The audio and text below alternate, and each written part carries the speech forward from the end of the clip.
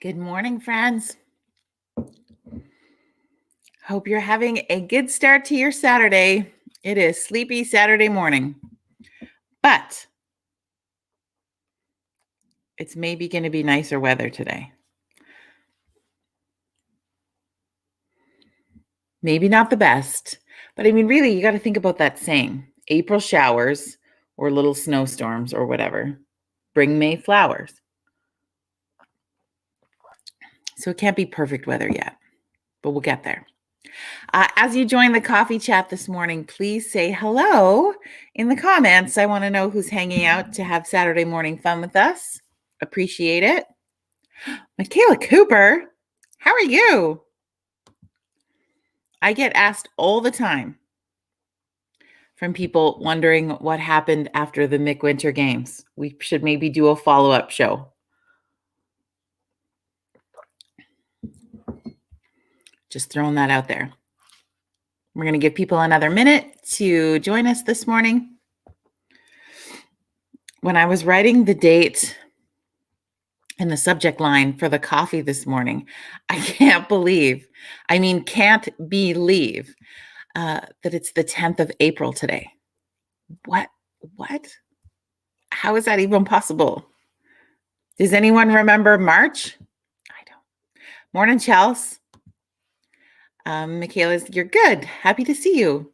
Would love to do that. Okay. We got to schedule our Mick Winter Games, the after show. Good morning, Jim.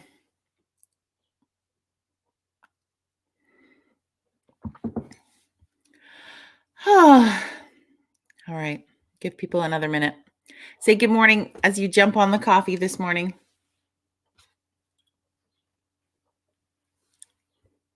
Sarah, the last 12 months are a blur. Ain't that the truth? Like, I'm always like, I can't believe it's this day. Where was last month? But I do feel like, or do you find this, friends? Welcome to Virtual Coffee Club, our place of connection and community. And when we talk about the last 12 months being a blur, I think so. Like, have you found when you're having conversations with people that when you're like, how many years ago was that? Or last year this, or whenever you're having those kind of conversations, that you realize that we sort of have missed a year. Does it feel like that to anybody else? Let me know in the comments. I'm curious because I definitely feel that way. Happy Saturday morning. It is what day? What day? Like what day? Were you making because it's the 10th of April? Kathy, I don't get your joke. Kara says, yeah.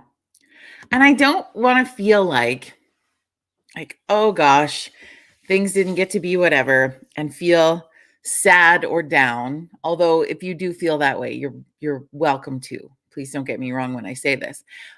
But it makes me feel sad to say that we missed a year. Because really, when you think about it, we did have some really great things that happened in 2020. It just does feel like we skipped over that year because we didn't have the things that we would have normally had in the ways we'd have it. I paused to make sure that actually made sense. I can't get too philosophical on a Saturday morning. For some reason, I just don't like waking up early on a Saturday. But what I'm saying is that it just feels weird. Are you with me on this? It feels weird, like we lost a year. And I've caught myself a few times saying, oh, last year. And then I'm like, oh, no, wait, that was 2 years ago now. Weird. And I keep going in this thing. And I don't want to just throw that away because I think that that's an easier thing for us to do, which, hey, if you want to, it feels good, do it, whatever, right? But for me, I'm like, oh, yeah. Did we really miss a year? It just feels weird. You lose all track of time. But anybody who's come through a natural disaster or another large trauma event of their life, you find that time begins to meld in a really different way. And so I've really felt that through this pandemic for sure. Scott says, oh, yes, he's agreeing. Kathy, yeah, I can't believe it's the 10th of April. Good morning, Meladine. Glad to have you back this morning. Thank you for tuning in. So yeah, it's already the 10th of April. What also feels weird about that, I don't know about you, but is like Easter's done and gone. And when, like, I mean, we've had Easter in March before because we know that the date always changes, but it felt just, it was early this year. And it was, I mean, I realize it was only last weekend, but it's just weird to me that it has just come and gone. So I guess I'm in a like time space continuum odd phase this morning. I don't know what that is, but it just is this interesting, you know, time is relative sort of situation. So now what? We had a really Corona coaster week, I think, whether no matter where you're watching from. I want to check in on my Ontarians. Is that how we say that? Ontarioites? I don't know. I haven't seen any names so far pop in that I can think of that is from there. But friends, our Ontarians are in a mandatory stay home shutdown. So if you have friends in Ontario or you know people in your Facebook or your Twitter or your other social media life that live in that province, I want you to check in with them today. They are going through a lot stricter place than we are. I know that we have friends who have maxed out ICUs in Saskatchewan. So if you have friends in that province, I want you to check in on them and see how they're doing because they're going to be feeling that pressure and a little bit more of that fear when it comes to the healthcare piece of this system. So check in on them. I have no idea what has happened in Manitoba. So we got to check in with Manitoba because they were going through some really strict. I haven't heard about Manitoba for weeks and weeks. So we got to check in with each other. I think BC, our BC peeps, we are relatively in the same boat as in Alberta for the most part. So I think we feel you, we see you, but just making sure we're sharing the love across. I haven't got an update on what's happening necessarily in the Maritimes either, but I know they've had, stricter restrictions than we have through most of the piece. And when I say we, I refer to Alberta as a collective. But yeah, it's been a week, friends. It's been a week. And so if you're feeling today on this Saturday morning that you're just a little bit exhausted, that's okay. That's allowed. And if you feel like you just need to just take a breather, that's okay. That's allowed. And maybe you're feeling more energized. And if so, share your secret with us in the comments. I'm just kidding. We're all just going to be in different places and looking to figure out what to do next. And I think after we get introduced to change, I mean, again, we've been here before. We had that discussion on WTF Wednesday quite extensively. But what we know about being in this situation before is one, we can get through it, and two, we've created some pretty unique ways to do things, to have fun, and to keep ourselves entertained. So since it's Saturday, we're in the midst of the weekend. I would love you to share if you have some ideas today of what you're going to do this weekend or what sort of spring activities that you're going to incorporate into your schedule for the next few weeks while we ride this out and we keep each other safe and we ensure that each other's health is important. What are you going to be doing? What does that look like for you? I'm kind of feeling like maybe we're board gamed out. Maybe we've watched, I think, thankfully, things like Netflix continually add new shows. So we haven't necessarily maybe watched everything on there, but it's been close. We've all read a huge amount of books.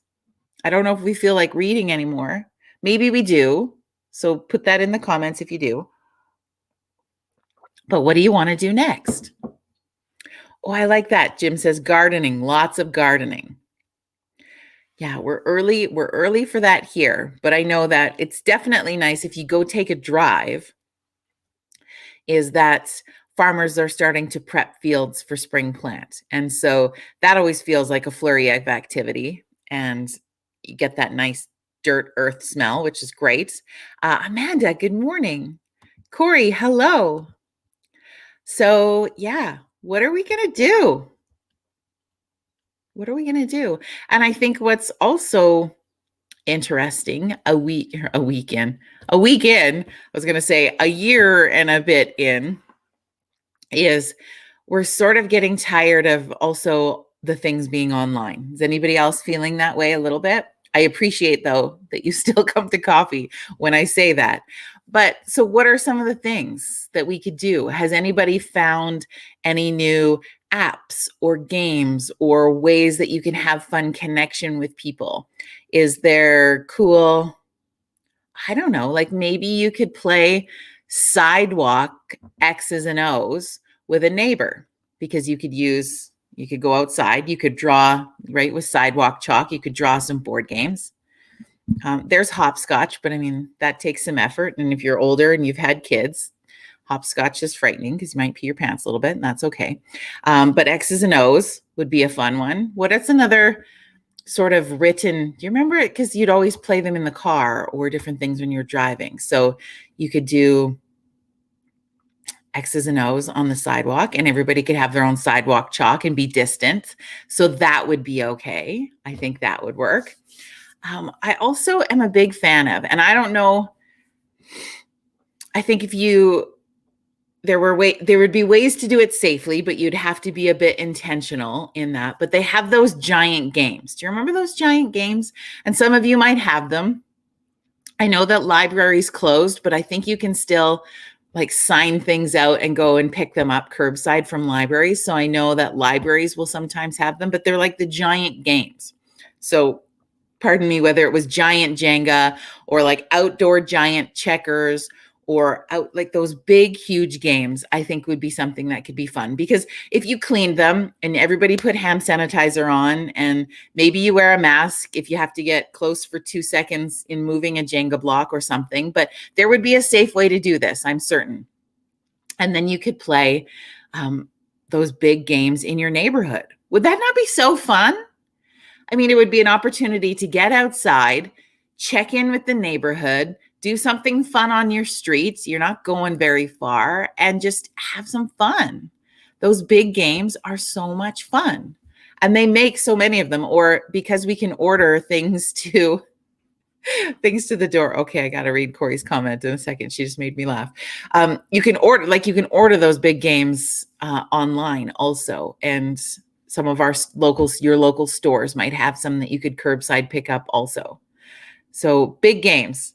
So I like that Corey suggests one. She's like, bubble soccer, right? You'd be safe in that because you're in an actual bubble. Like you can't get close to the person.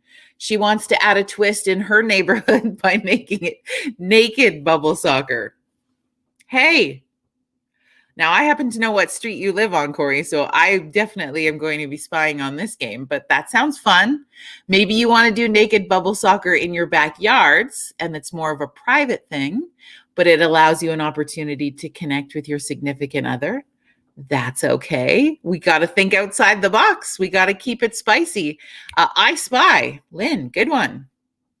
You could, like, honestly, I Spy could be another fun one that you could do in the neighborhood, where you could put lawn chairs out on the front lawn, especially if you live on a street that has a bit more action that goes on it.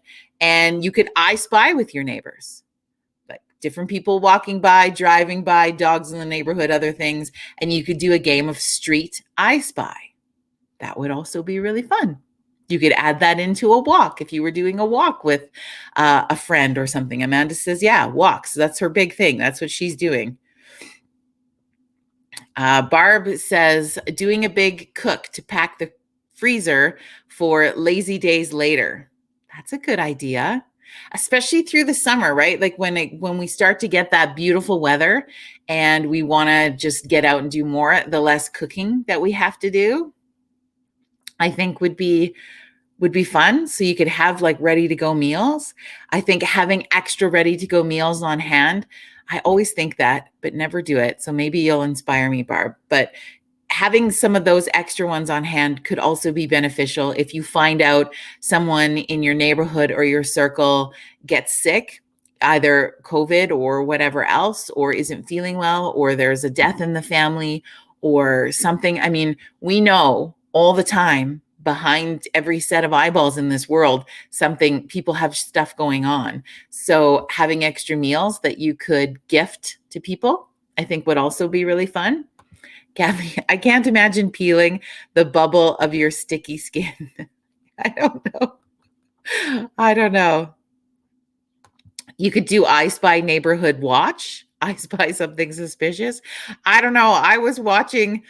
We know people are getting angry about stuff. And I saw a feed yesterday in somebody's Facebook with like neighbors are calling on neighbors, and there was fist fights and police were called. And yeah, I don't know if we need to add neighborhood watch at this point, Lynn. I do appreciate that thought. But I think we need to find ways to connect our neighbors closer, if that makes sense. Because I think that, yeah, Corey says a rib barbecue off. Yeah, like, you know how we would go to chili cook-offs before, and probably doing a chili cook-off is not COVID wise at this point, but ribs, you could make that happen. And you could do it with, a few people on the street or a couple of blocks, and everybody does a barbecue rib off outside, and then you divide sort of them up, and everybody gets to exchange a chunk of different flavored of ribs, and you can eat that safely outdoors. I don't know what the rules look like with the food sharing thing. But again, friends, we can find ways to do it safely. Do it that way. Like, you could easily cut ribs, put on plates, people come get it. You're not touching, like, you can do this. It's not a we can't do anything sort of scenario. It's not a you can't do anything ever again kind of scenario. We just got to find the ways to do it better and safer. Tara says, I'm helping a young lady try to upgrade her marks so she can get into college with an essay on nationalism. This should be interesting. Tara likes to volunteer to help struggling students. And you know what? That is beautiful, Tara. Thank you for being that kind of person who has that skill set and ability and patience, because you know what? There's probably a lot of struggling students because school scenario right now is hard for kids. It's hard on a normal year. Now, there's just more challenging. Chelsea says, I adopted a dog. Ooh, he's my weekend plans. We are walking lots, training, dog parking it up. I'm going to get him some new dog friends and going to have something positive to focus on. Chelsea, that is awesome. You have to send me a picture. So there's things, friends, there's things. And I know at the beginning when I was thinking this morning, I was like, do we talk about activities for spring? What is that? Walking and walking? Like, I was in that headspace. But now that we start to kind of throw those ideas out together, there's lots of fun things that we could do. Lots of cool ways to have some fun. And if we can do that in our neighborhoods, I think that would be really cool too. Fun ways to stay connected. I don't know, maybe you could even, like, what if you did, especially for, I'm thinking of people in more serious even lockdowns, but you could do it anywhere, honestly, is maybe you remember the old chain letter thing? Okay, and they were kind of annoying and you didn't know if you'd get it, but maybe you do a pay it forward letter. So you would write a letter of, I don't know, a positive message, something funny. I mean, everybody needs a good laugh at this point. So write out something funny and you deliver it to, say, your closest neighbor. And then you have to say, okay, you have 24 hours or less to either add to it or just go and put it on the next neighbor's doorstep and see how far you can get the letter to go. And most of the time, I think in a lot of neighborhoods, I know it's happening here, but I'm sure it happens elsewhere, is different neighborhoods have like a private Facebook group where they kind of communicate in the neighborhood. And so you could let people know in that group that this is what was going to be happening and write the instruction on the letter. And then maybe you have your house number and you check off when you've had it at your house and deliver it through, and then put on the note for it to eventually be brought back to your address or something, and then see how many people get their eyeballs on this message in, say, a week's time. Lockdown love note. We could do this. I think it would be really fun. And sharing a message and a laugh and spread it around the neighborhood. Maybe that would be fun. Try it. Let me know how it goes. If you think of any other ideas, I would encourage you to post them in the comments. I hope that people will continue to share. If you think of something later, because lots of times, right, we'll kick the hamster a little, he'll get into the wheel, you'll come up with a thought later, come back and share it. If you're watching this video later and you're not live with us, please still be a part of that conversation in the comments and share some of those cool ideas that you could do, that we could have a little bit of fun in our neighborhoods. And let's see what happens, friends. Let's see what happens. It's going to be cool. I've brought you to your time limit. Cheers. Enjoy the rest of your beautiful Saturday, my friends. Thank you for coming to have coffee with me today. I appreciate it. Remember, you are fantastic, and our world is so blessed to have you in it. So thank you for being here. We will see you back here Monday morning at 9 a.m. Mountain Standard Time. Have an incredibly awesome rest of your weekend, my friends, and hang in there.